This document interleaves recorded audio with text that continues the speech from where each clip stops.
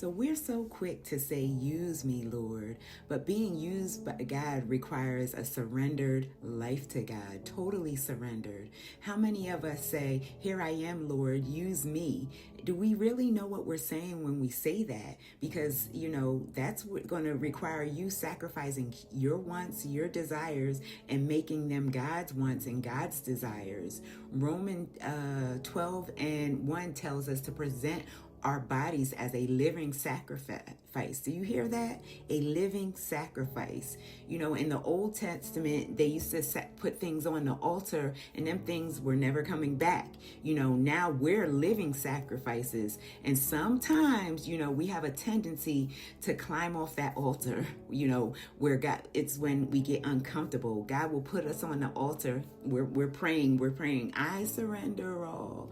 And, we climb up on that altar and we begin to surrender. But when we see that it gets a little uncomfortable, or when we see it don't line up with what our will is, when we see that it does require truly sacrificing, and I mean sacrificing, our desires, our wants, what we want to do. Sometimes God will require something that feels uncomfortable. He will require something that we truly don't want to do. We don't even see the purpose in doing it. Or it almost feels like you're being used, you're not being recognized, or you're not being, it's not to your benefit, it's to somebody else's benefit, but it's required by God.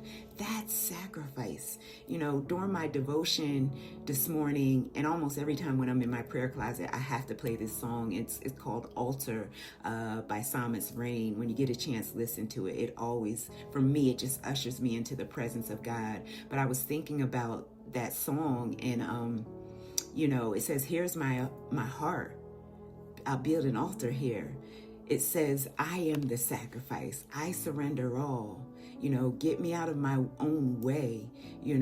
Let us not create our own plans, but let God have his way in our life. So, today I ask you to build an altar of surrendering your heart. Lay down aside your pride, lay down your fear, lay down your need to be in control, and tell God, here I am, Lord, and mean it. Even when I don't understand, here I am, Lord. Even when it don't feel good, even when it hurts, even when it costs me, here I am, Lord. And just know, as you do this, you will be one step closer to walking in the freedom you already have. I pray you guys have a blessed, amazing week.